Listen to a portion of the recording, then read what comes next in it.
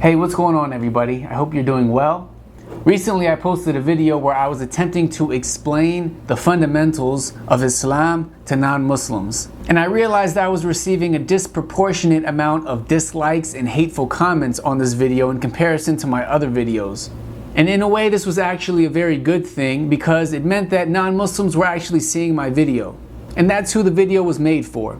However, since I did get a lot of comments, I wanted to make this particular video to address some of those comments. Now, I understand that because it's the internet, there are people who will try to post the most obscene and mean-spirited things that they can possibly think of. I'm not even going to respond to such people, but rather there are certain individuals who they seem to post a rehearsed paragraph of information. It seems like there are a lot of people, when they see a video about Islam on YouTube, they'll click on it, go to the comments, and then they'll start posting certain verses of the Quran, certain quotes of the Prophet Muhammad, peace be upon him, and they'll use these quotes to try to make Islam seem like it's something terrible that everyone should avoid.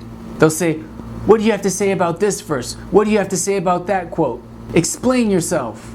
How can you act like Islam isn't a backwards, crazy thing?" Those are the people I would like to address in this video.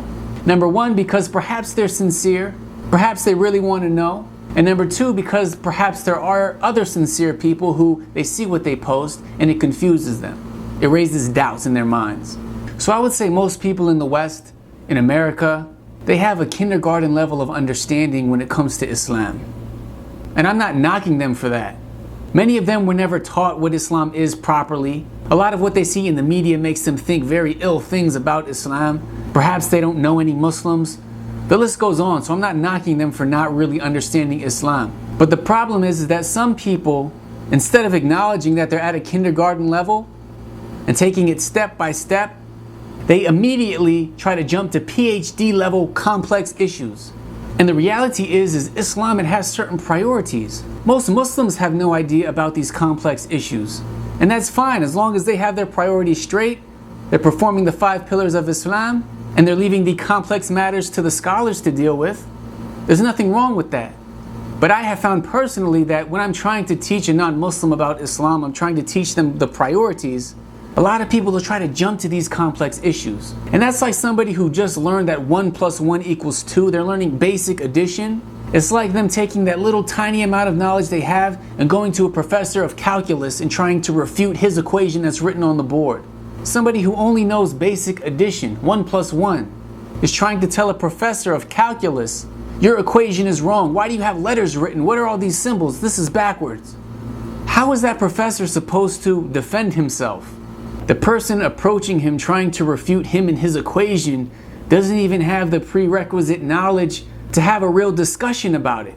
The professor of calculus is going to be talking about things that the other person isn't even going to be able to understand. This is a person who hasn't even learned subtraction or multiplication or division or algebra. How are they going to talk about calculus?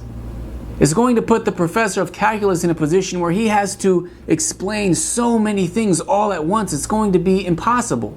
You can't go from kindergarten to college. And naturally, I'm sure many of you are thinking right now, oh, that's just a lame excuse.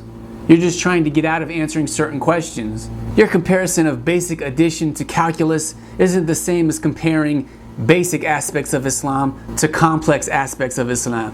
But I'll tell you why this isn't true. If I'm trying to teach you the basic foundations of Islam, step by step, the major priorities, and then you come asking me about a verse in the Quran or a quote of the Prophet Muhammad, peace be upon him. Now, don't get me wrong, there are certain verses and quotes that everyone can understand, but some require a lot of prerequisite knowledge. And if you ask me about one of those verses, you then put me in a position where I have to explain to you the history of the Arabs, the life of the Prophet Muhammad, peace be upon him. I have to teach you about the Arabic language and Arabic grammar. I took an entire course here with a Saudi professor of translation studies, and it was just all about how it's basically impossible to translate from Arabic to English. I mean, obviously you can do it to an extent, but it's something that's so difficult and complex. On top of that, there are reasons that certain things were revealed in the Quran or to the Prophet Muhammad, peace be upon him. There's a context. There are so many different things that have to be addressed to respond to your question. It's literally impossible. Now again, I'm not saying that applies to everything in Islam, but there are certain complex issues where that does apply. Just like in math, there are certain things that are very simple. 1 + 1 = 2. Everyone can understand that.